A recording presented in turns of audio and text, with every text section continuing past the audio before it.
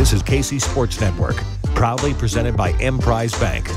Hello and welcome into another edition of 3Ma. I am John Kurtz, joined by Derek Young from K-State Online, Cole Manbeck, former beat writer for the Manhattan Mercury. We are talking all things basketball offseason right now because there's a lot going on. A bit of speculation about what is going to happen with Jerome Tang as K-State's head coach with the coaching carousel in full swing. We've got players entering the portal, a couple of them from K-State's roster, and K-State chasing portal targets of their own as well. So we'll clean all that up for you here on the show today, which, of course, is brought to you by our friends at Holiday Distillery. Get your Ben Holiday bottled in bond bourbon and get your 360 vodka. Stock up for the rest of the NCAA tournament. We have some awesome games coming up Thursday through Sunday. Obviously, I'm sure a lot of people enjoyed their 360 vodka and Ben Holiday bottled in bond bourbon last Thursday and Friday, and Saturday and Sunday, for that matter, through the tournament. So support our friends who are great K-State folks who support us here on the pod. We appreciate it.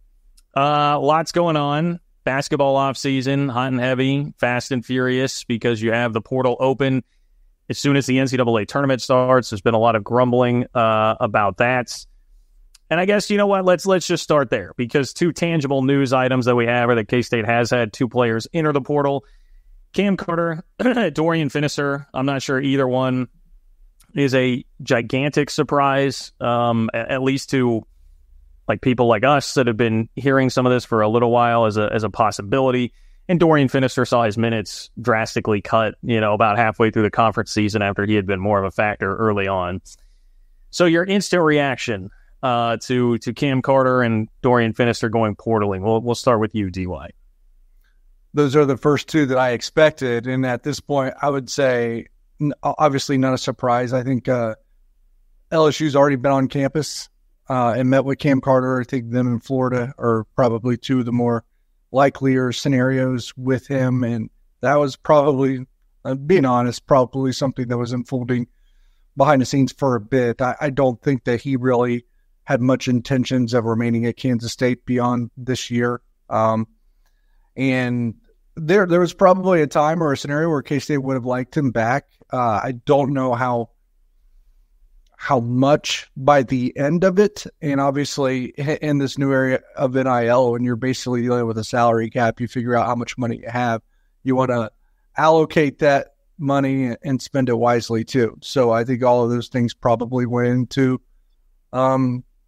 the consideration. So I think calling it a mutual separation might even be more accurate than Cam just electing to leave. But I think he's going to have a pretty, promising SEC situation laid out for him starting next year. So wish him all well with Finney-Smith. You're right. I think that's more of a guy that's probably at this point in his career looking for a greater role, and that just wasn't going to ever unfold for him in Manhattan. And, beyond that, my, I guess, reaction as a whole is a little bit of surprise that there may not be any more. It could be just those two. I think there's a few out there that they'll probably, leave a little undetermined.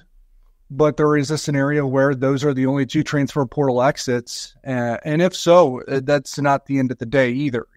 They'd still be turning over a chunk of the roster, because obviously you have the spots that were vacated by both Will McNair and Tyler Perry as well. There's something to be said about continuity, right? So you definitely need some studs in the portal. So there has to be some turnover, which there is. The question is, what's the ideal number of roster spots for them to attack in the transfer portal? DY, I know, was with you yesterday in Manhattan, and we were talking about that a little bit. And right now, as I sit here today with David Castillo coming in and who's left and who's available, there are, 4 scholarships open? Is that the right number? There are 4 scholarships open. You would count at 5, assuming that when you would take into account that they're also adding David Castillo.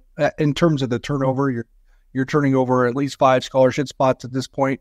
I would like to see one more, at least one more. We'll see how we'll see how it works out. Yeah. I think 4 to 5 is probably the right number, and the NIL package is a really healthy shape right now. So we think they're going to be able to go out and land some bona fide studs, and they need at least a couple of those. Now, Arthur Kaluma is obviously up in the air as well. I mean, it feels like that's probably a coin flip at this point as to whether or not he'll be back. So if he goes, then they're going to have 5 open scholarships, not counting Castillo, who's already going to be on the roster next year, signed his letter of intent. So you'll probably have 5 to 6 new players on next year's roster. Quez Glover didn't play this year. Will Quez Glover be back? I tend to think there's a likely chance he will be back. There was some speculation that Caleb Rich, just because he hadn't played a lot this season as a freshman, talented freshman, would he go into the portal? It does not sound like that's going to be the case. We think Rich is going to be back.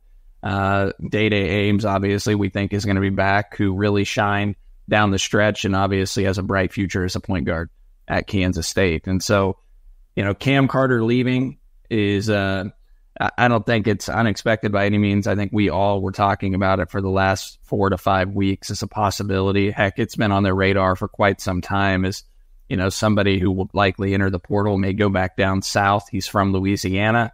You mentioned it, DY LSU, makes a lot of sense for him. I honestly think it's probably best for both parties to have a fresh start. Cam Carter really, really struggled down the stretch. There's no getting around that. The turnovers were baffling and really hard to stomach. And I wish Cam Carter the best. I think he was a good teammate in Manhattan and, was part of an Elite Eight run starting on every game on that season. And then Dorian Finister, we'd heard for weeks that was going to happen. So no surprise really there. To DY's point, I think it is a little bit of a surprise that there may not be another one. But we'll continue to track it. Yeah, well, I guess the other guy that would be up in the air, I know you mentioned Kaluma, who I'm sure is going to at least see what the NBA draft waters look like for him. I'm not sure that his stock would have improved at all from last year. But I'm sure he'll dip his toe in the water, and then there would be a decision to make for both parties after that if he opts not to go. But the other one is then RJ Jones, who's another freshman that we haven't really brought up or talked about yet. He might be one, it sounds like, that is up in the air still, but we haven't seen movement on it yet. And then, I kind of thought that would be one that early on we might see a little bit quicker happen. So look, I would welcome him back. I think he's definitely got some talent. Like you guys said, you do need some level of roster continuity. Tang and what he saw at Baylor, they were very much always developing guys. They utilized red shirts. They had guys always coming up and developing in their system. It's much tougher to do now under the current climate where it's at. But I like the idea of having some of that, especially with a guy that has the pedigree of RJ Jones. So we'll see, I guess, how that one plays out. Yeah, Arthur Kaluma's probably pro or stay. And there was definitely some consideration, discussion, conversation for both Quez Glover and RJ Jones, I think. But I would lean towards both staying at this point. But those seem to be decisions that have kind of been wrestled with a little. Yeah. And David Gasson back. We fully expect David Gasson to be back. We know he showed out on senior day and walked out on the court for senior day, but we expect him to return for next season. Jarrell Colbert likely back as well. And then everybody else we already named. Well, there hasn't been a specific discussion about Day-Day, right? I think a lot of people would want to know about Day-Day, and I think we definitely feel good about that too. So, yeah, like this, I think if you would have given people a wish list in the offseason of who they wanted back, it probably starts with Day-Day and David Gasson. Maybe Jarrell Colbert then next on that list for a lot of people. At least the top two, Day-Day and David Gasson, I think would be a consensus. Those were the two that I wanted back in the worst way. I think that's right. Yeah, it was Day-Day and Gasson for me, and then I honestly didn't think about 3 and beyond too much. Yeah. Yeah, and look, nothing against any of those guys, but the portal definitely changes the game in terms of what you're able to do, and we feel good about K-State's position financially to be able to go out and add to that. So let's just roll that conversation into then who are the guys that are going to fill those spots now. Would expect that you're going to continue to see the portal bloat and bloat and bloat even more as we get further and further along through the NCAA tournament. We're about to head into the first actual business day here after teams have been wiped out in the first 2 rounds of the NCAA tournament. So you're going to see even more names enter the fray here. But DY, I know you've been tracking it quite a bit. Where are things standing right now as far as biggest targets right now here on March 25th? The most important thing to note would be that this portal is open for another month. over another month, I think. So there has to be some level of patience. You don't want too much patience, obviously, but there has to be some level of patience because you also don't want to go take those 4 spots, fill them, have no spots left.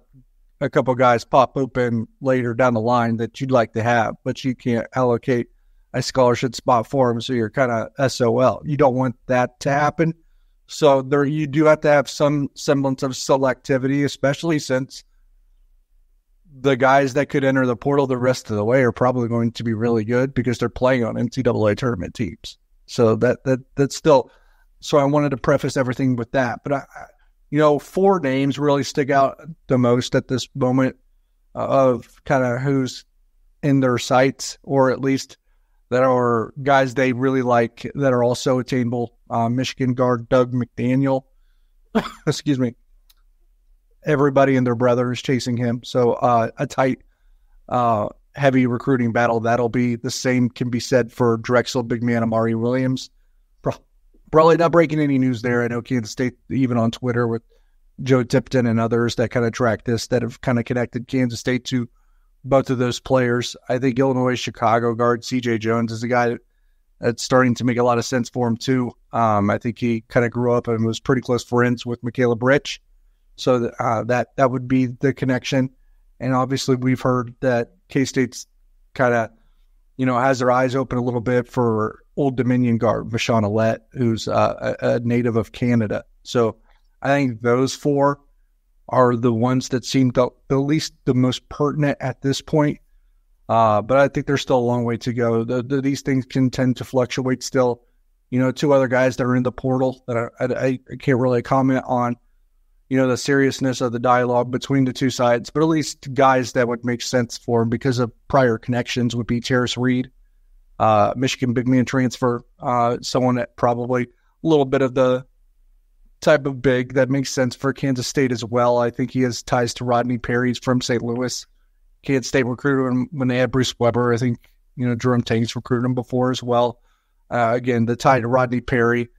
And then I guess I'm Layden Blocker, obviously, that they missed out on Arkansas too when he was at Sunrise.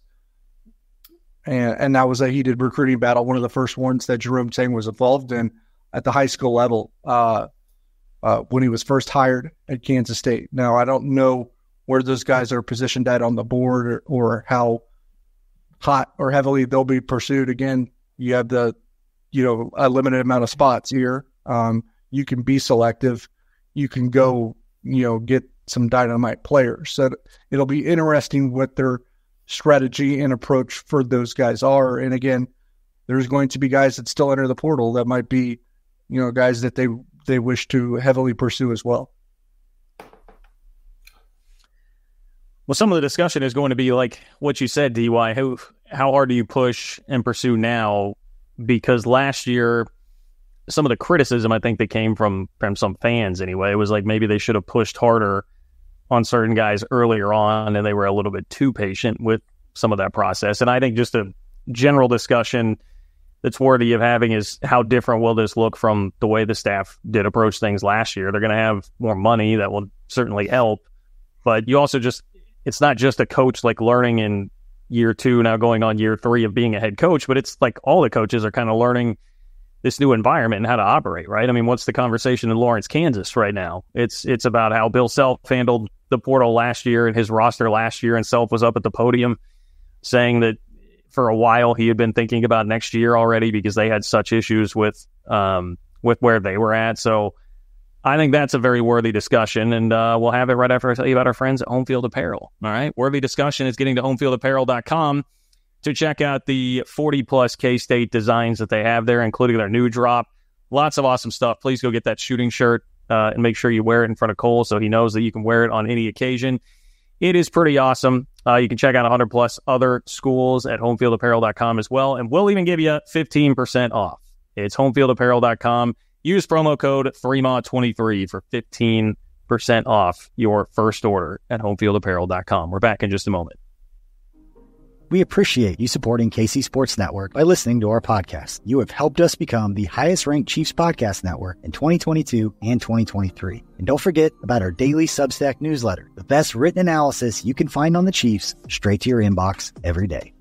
kcsn.substack.com. Well, let's start with you, Cole. How differently do you think they should approach the portal than what they did last year, and how hard would you be pushing on the current set of targets that DY just laid out there?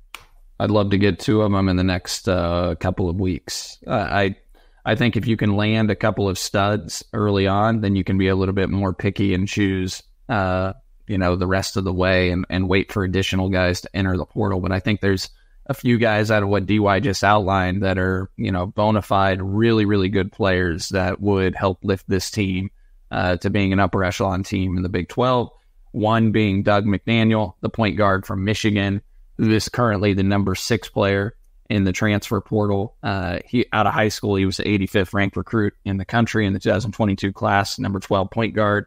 5'11" guard. He's going to be a junior next season. He started 52 of his 60 games at Michigan, averaged more than 16 points per game this season on 41% from the floor and 37% from three, averaged nearly 5 assists per game.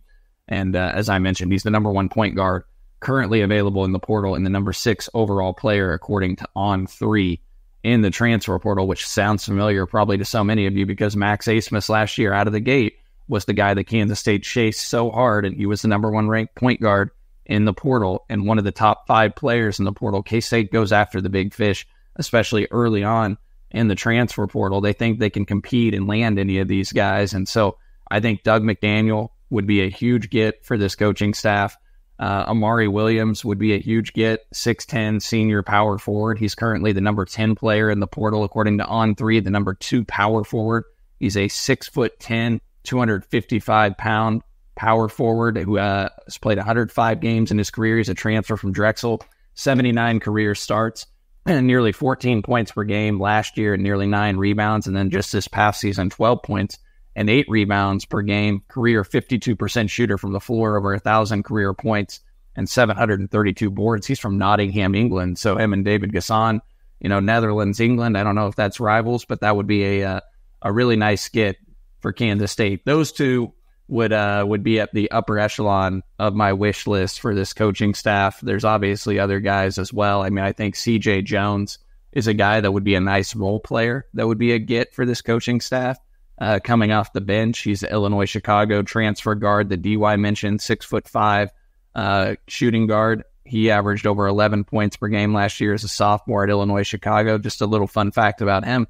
He ended up at Illinois-Chicago, but he was actually committed to Missouri as their first recruit in the 2022 recruiting class. He asked out of his commitment and ended up going to Illinois-Chicago. The 247 composite had him as the number 311 ranked player in the country. So he's not some guy that wasn't on recruiting radars and ended up at a low major.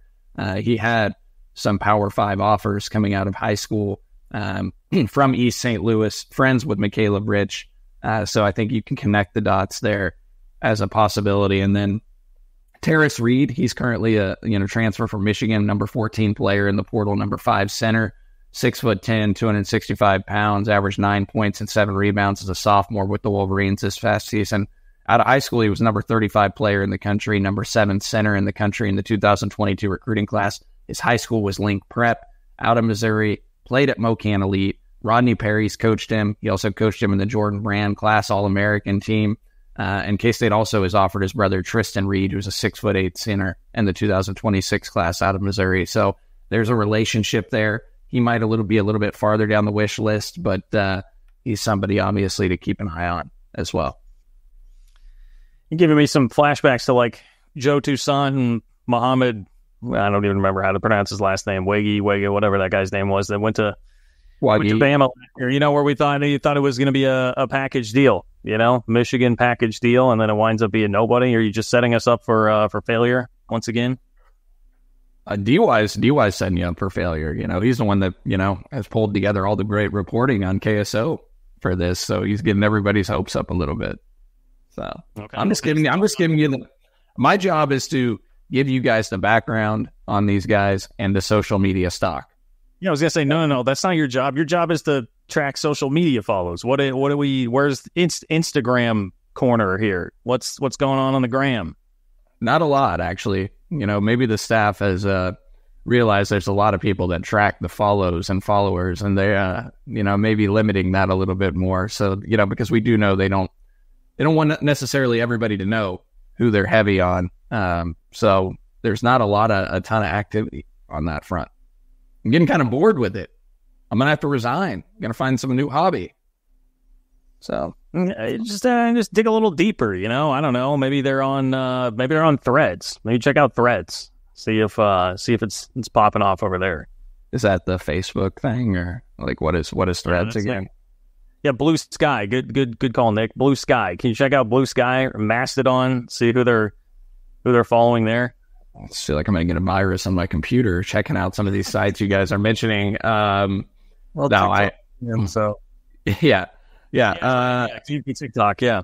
But we do know the coaching staff is out actively recruiting right now. So, some of those guys we just listed believe that they are out there and have met with potentially. So, what I will say is, you talked about the approach, the strategy here. I have no problem with it, and you do have to kind of take your lessons year after year and morph your approach to this new era that I think changes fast, right? I don't think 1 year means it's like, I don't think this year's been anywhere near what last year was. And some of that is because it's no longer, you get one free transfer. No, you get as many free transfers as you want. So everything's a little bit different. That probably, not to say anyone's doing it, but that probably promotes the idea of tampering even further.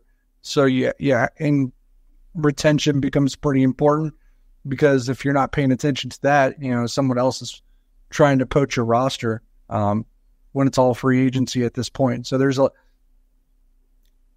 while it's not 1-to-1, I've heard it expressed this way, and it makes a lot of sense now, because you're basically operating with a salary cap, and you do have to kind of deal with free agents and essentially re-sign everyone after every single season, is that you're kind of dealt with managing your roster as if you're an NBA organization, and you need to take that into account. Because I've seen other places that are like, in NBA teams, you got certain guys that make this amount of money, certain guys that make this amount of money, and then some guys at the bottom that make towards the minimum. And maybe you see that kind of dichotomy play out itself a little bit. And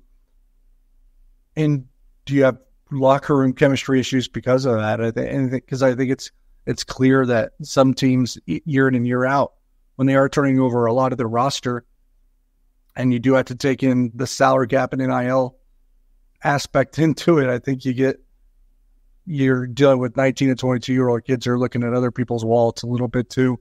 And I think that can kind of come into play. So everything's going to be a little bit trickier to navigate. Everyone's going to have to figure out how to do it their own way, I'm sure. But it's a learning experience for every coach, not just I don't know that there's a wide gap anymore between a first-year head coach and a head coach that's been around for 25 years, because I think they're both dealing with such a crazy sport that the experience doesn't necessarily matter. I mean, just because you coached in 2007, I don't know if there was anything anymore that translates from 2007 to 2024. So I think that's why young coaches can have a lot of success. That's why I think first-year head coaches can have a lot of success. We saw it last year with Jerome Tang. I don't know being an experienced head coach matters anymore. I mean, when's the last time Tom Izzo really went on a deep run, right? So says DY, he's gonna get rich or die trying. He's gonna go deep or die trying. So right. And then one more thing I wanted to get to before we kind of go whatever direction we're going to go in terms of specific targets. The one guy that I think holds a lot of value that they're chasing right now is Amari Williams, the big from Drexel, because if you go look at the portal, or you go look at who's entering the portal like every hour, you see some kind of guard from some school that's entering the portal that's been averaging 15 to 20 points per game.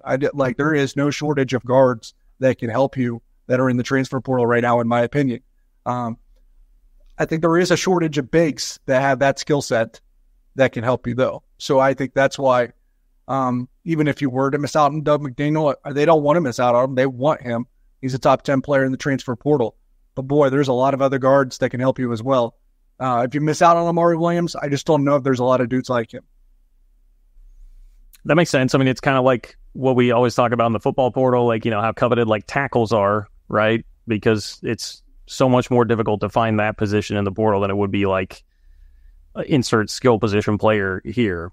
And it's a fascinating point you make. That's kind of a bigger picture global conversation, but a fascinating point that you make about coaching experience and how much or little it really matters now. Obviously, once you get the team that you have, once you get the team that you have, like putting them out on the floor and figuring out how to work with that is a huge part of it. But, I think Kansas is such a good case study of that, where they've been able to have third and fourth year guys, on their bench for a while that evolve and come up and then are playing huge roles. And it's harder to keep guys like that around. So you got to figure it out a little bit of a different way. And but look, Bill Self made a lot of mistakes. Taking a chance on Arterio Morris was a mistake on a bunch of different levels, and that really burned them with their roster and not having as much depth as they would have liked to this year. So all sorts of coaches. I think Bill Self's been the best in the game, for a long time in college hoops. But John Calipari, Coach Cal, is about to get run out of town because he's always taking the young guys. He wants the young 5-star freshman out of high school, and this is an era now where Kentucky fans are yelling at him like, dude, you got to play the transfer portal game. Like, you can't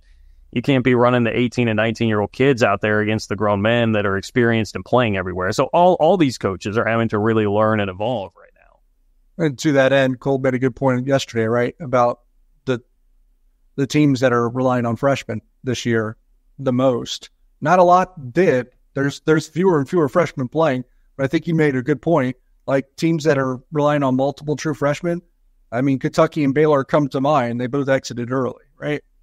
Yeah, Yves Missy gives him 2 points yesterday for Baylor. He was basically invisible in that game, and he was a stud, and he's going to be a top 15 pick in the NBA draft. And Jacoby Walter, I feel for him. He was emotional after the game. He was 5'11" at the free throw line, had some huge misses down the stretch, and 5 of 11, but also missed 3 front ends on 1-and-1s during the game as well. So you could really say 5 of 14 technically, because he missed the front end of those. So, he had 20 points, but yeah, these freshmen in the tournament, you look at what Kentucky did, there's just so much pressure on them. They're not used to it, and you're playing against guys that are 4th, 5th-year guys, and because of the NIL, there's more experience in college basketball than probably ever before, because guys are willing to stick around for a 5th year. Now some of that's going to decrease once the COVID, era ends here. Next year is the final year of people getting that extra year of eligibility. Yeah. So you're going to have, but you're still going to have a lot of 4-year guys, just because guys that are teetering on that edge of playing professionally or not. You can make $700,000, $800,000, stay in college and enjoy the college life. Give that to me. And not have to go to overseas and be thousands of miles away from your family. Yeah. You can stay in the United States and make almost $1 million. I think the last couple of years, like, good examples, I think obvious examples the past few years would have been like Hunter Dickinson. Like, before this era, he's probably not at Kansas this year. He's going playing pro somewhere. Oscar Tshiebwe, right? Stayed all those years at Kentucky. He probably wouldn't have stayed that long, because NIL can make it worth it to stay, especially guys that are borderline pros. Like, Hunter Dickinson's just a borderline pro. Oscar Tshiebwe, a borderline pro. I don't even know if he's playing pro. It's definitely not in the NBA. So those are two to come to mind. There's plenty more, but it's why you could make a great argument that it's actually good for Kansas State that they'll only, as of right now, only have one freshman on next year's roster, a talented freshman at that, and David Castillo. Yeah. But you're talking about 12 other guys potentially, if they fill all 13 scholarships, being sophomores and up, that have gone through this. I think that's a benefit. This year, Kansas State had 3 true freshmen, and they also had guys that really hadn't played at all with the Jarrell Colbert, because he redshirted last year. You had Taj Manning, who redshirted last year, had never played as well. Dorian Finister had hardly played, just a handful of minutes as a freshman, and redshirted the year prior. So you were talking about 6 guys that had really not played college basketball, meaningful minutes. And now this next year, RJ Jones, if he's back. And, then you've got Day-Day Ames, Buddy Rich, even him, even though he didn't play about 10 games for a stretch there during Big 12 play. These guys have played a meaningful number of minutes. They've gone through it. The learning lessons have been learned. And I think that'll be important for next year's team. And I do think they're going to land some studs. And I get what DY said on Amari Williams. That definitely makes sense. I think the common fan is thinking, I want that point guard, because they saw what Marquise Noel did, right? And point guard runs the tournament, the guard play, everybody's fresh in mind. They're watching the NCAA tournament. They see what the guard play does. But I could go either way on that. To DY's point, there are a ton of guards entering the portal. You just got to hope you get one of the elite ones. I certainly think Doug McDaniel would be a huge get, and hopefully they could close the door there on him. But everybody's going to want him. Yeah. The other thing, too, I guess, is the tournament continues to wind down. Not that these coaches haven't already been grinding their asses off in the portal, but they'll have a little bit more time, some of these teams that were in the tournament, to really devote to the portal and go fully all in on guys. So I'll be very interested to see what the timeline is going to be like for the decisions of players like that are very highly sought after. Okay, well, we did this in some ways backwards because, there has been some level of speculation about what Jerome Tang is going to do, and this conversation about the portal becomes completely moot, obviously, if you're looking for a new coach. There had been, depending on who you're listening to, like Cole's BFF Trilly Donovan, speculation about Jerome Tang and Louisville for a while. That job is still open when Dusty May pulled one over on them at the last moment and took the Michigan job. Tang's name had been mentioned a bit with Michigan. SMU is open right now. That's a job that's becoming a Power 6 job in the state of Texas with a decent amount of money. That's another one that's open right now. If Kentucky decides to get rid of John Calipari, which I guess as of us taping this on the morning of Monday, March 25th, I have not seen a decision on that yet, but it sounded like it was going to be coming fairly soon. That's another thing that could just send the coaching carousel down a crazy rabbit hole of spinning around with all sorts of jobs coming open. There's been a lot of speculation about Musselman at Arkansas potentially leaving for one of these jobs, and that would be one I think that we would worry about a little bit. Where do you kind of place the odds right now, DY, of K-State keeping Jerome Tang right now, and what the temperature is on that at the moment? Never say never, and obviously there's some, extenuating circumstances of what's kind of happened at Kansas State that's probably been a little bit annoying for him, of course, that we've already discussed at length, multiple times. But let me just step in and give a nice little promo for the Discord and the Patreon. If you want to go to patreon.com/3ma, patreon.com/3ma. We did an entire podcast last week about the Richard Linton situation, the article that came out in the Manhattan Mercury, how stupid that was. You can get an entire podcast from us on that if you go to patreon.com/3ma and sign up, just $5 a month. Also on the Discord, we update things on a much more regular basis, in addition to just lots of fun conversation going on there. So patreon.com/3ma. Go ahead, DY. Yeah. Never say never, obviously, but I would just say that there is not a current job that really makes a ton of sense for Jerome Tang. Some folks will point to SMU. We've heard completely different, so there'd have to be a 180 there for that to be worth scaring anyone. He's a good coach that's going to be appealing to some schools, right? So I get the consternation by some.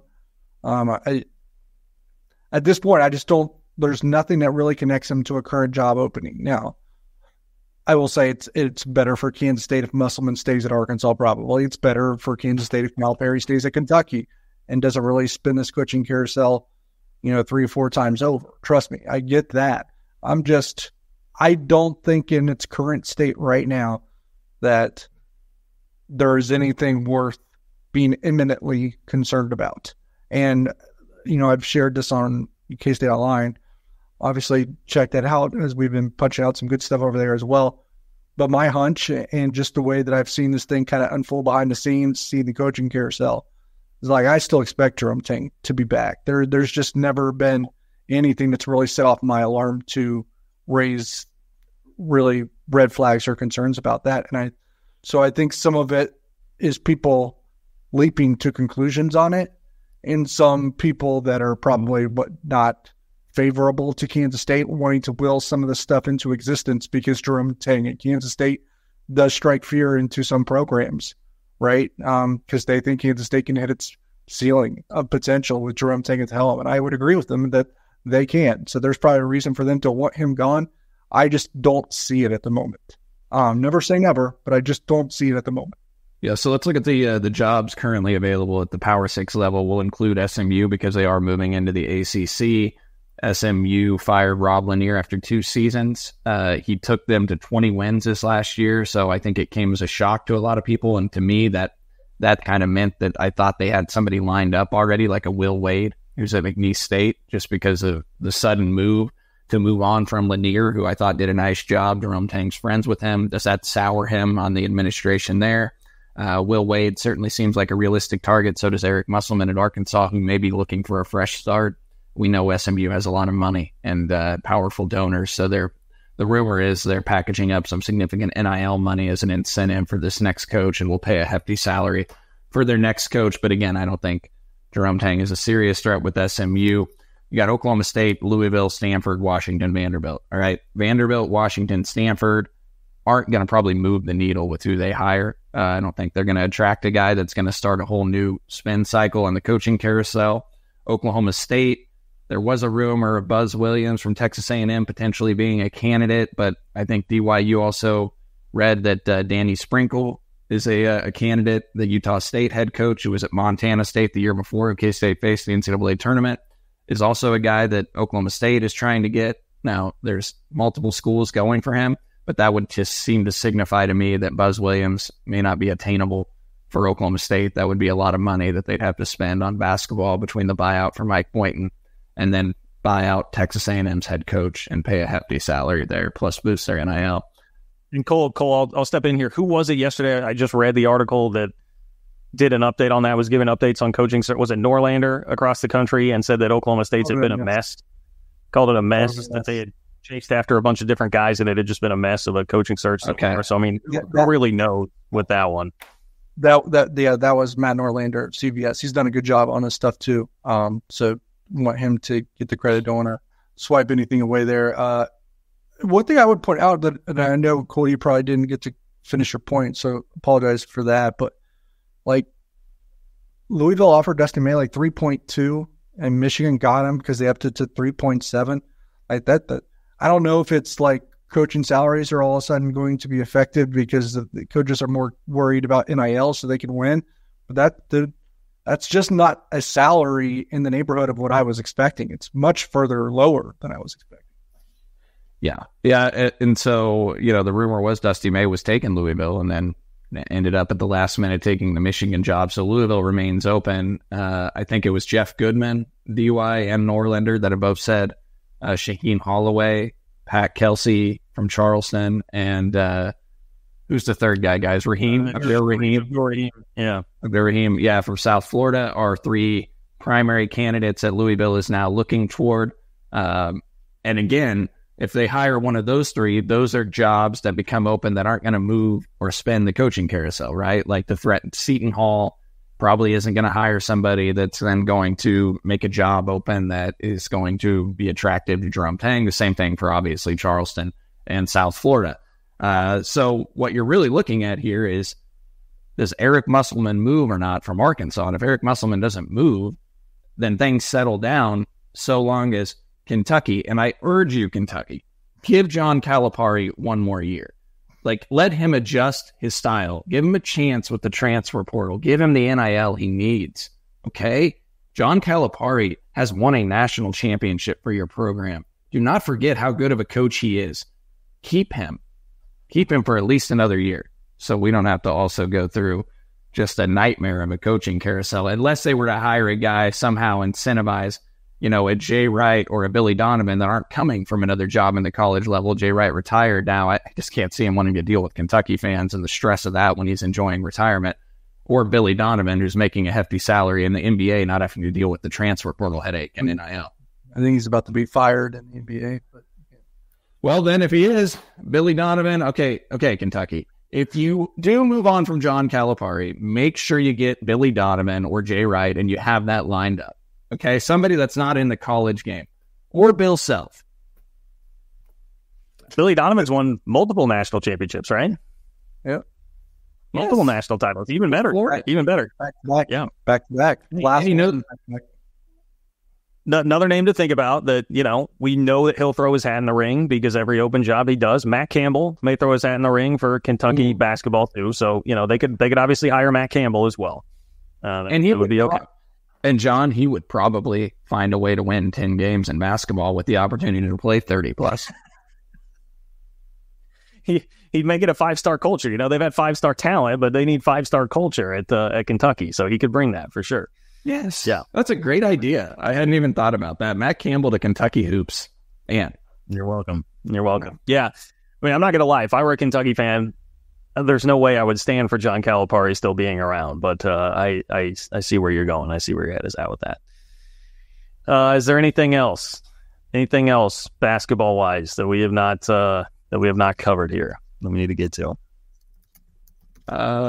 I can't think of anything else. I mean, there's a couple other names for JP Pagusa. I'm probably mispronouncing it. I didn't have time to look up pronunciation. He's another point guard, number 2 point guard in the transfer portal, who's a transfer from Furman, 18 points a game, 5 assists per game.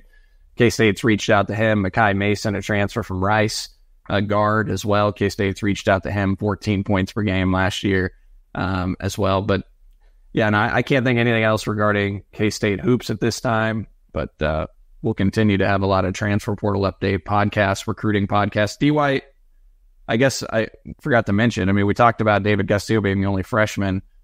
Any rumblings on Patrick Gongba opening up a letter of intent requesting a release after Duke has recruited over him seemingly with the number 1 center in the country, I believe, that is committed to the Blue Devils for next year's recruiting class? I mean, there's probably nothing worth discussing until he gets out of a national letter of intent. There's nothing there. Okay. All right. But we'll have lots of football stuff coming your way. So we'll start talking some football too. John, I saw you post an Avery Johnson highlight to Jace Brown, I think, a one-handed grab, man. Avery and Jace, the connection's looking pretty damn dynamic. So, yeah, excited. It is. You're not going to take a moment to take a shot at Trilly for being wrong on Louisville? And didn't he miss on like a low major Texas job too in the last couple of weeks as well on a name? UTSA, I think he missed on that one too, so things are going pretty poorly for him. I'm not going to take shots though. I mean, he's still hitting at a decent rate, but yeah. Well, I think he said, I would expect the Baylor coaching tree to be active for that UTSA job. And that was all he said. And then it was filled by somebody that was not from the Baylor coaching tree. That was Trilly, if you're looking for a PR representative, John Kurtz is your guy. He always comes to bat for you. Whenever I come after you, John Kurtz comes to a defense and brings up logical reasoning to combat me on it. So if you need a PR guy, then John's your guy. Well, I would just point out, Cole, you steered us wrong on the NIT. So, I mean, it's glass houses, to be throwing stones from. You know who needs a PR person, John, as well? The president of Kansas State. Oh, well, that's all you. That's all you. You can go take that job. You're more PR pro than I am. No thanks. I don't think I want to deal with Richard. I don't even know. I just don't even think he's someone that listens to his team and his PR people, anyways. So I don't think I'd want to deal with that. Fool's errand to take that job. Patreon.com/3maw if you want to hear more about that. Patreon.com/3maw. That's going to do it for us here today. Appreciate the work of Nick Springer behind the scenes as always. Thanks to our friends at Holiday Distillery. Thanks to our friends at Home Field Apparel. For Derek Young and Cole Manbeck, I'm John Kurtz. Thanks for listening to another 3maw.